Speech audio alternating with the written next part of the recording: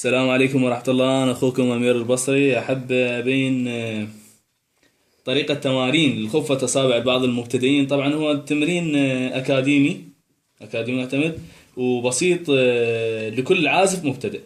أتمنى تشاهدونه وتستفادون. طبعا هذا التمرين أتمنى أنه تتمرنون عليه على أكبر قدر ممكن، لأن هذا جدا مهم. راح تشوفونه وأتمنى يكون واضح. اللي هو 5 أصابع: دو، ري، مي، فا، صول.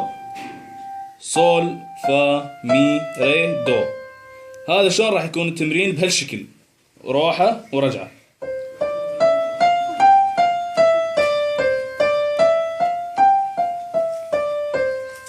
خلصت من هذا، تخلص منه، توقف لحد ما تحس اكو خدر باصابعك. لحد ما تحس اكو خدر باصابعك.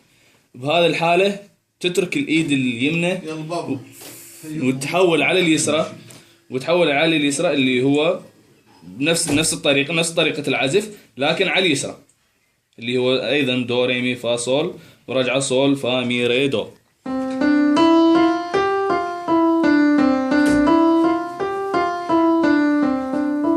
ايضا تعيده لحد ما تحس بخدر بالايد اليسرى. وثاني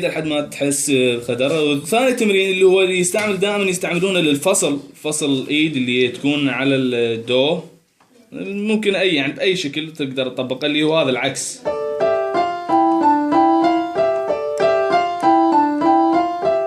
على اي درجة تحب، اهم شيء تطبق هذا التمرين. والتمرين الثالث اللي هو هذا الدمج، حتى يكون عندك موافقة اليد اليسرى مع اليد اليمنى، اللي هو هذا.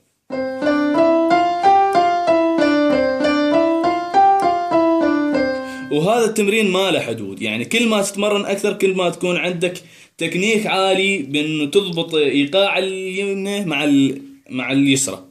وان شاء الله يكون تمرين واضح. تحياتي لكم.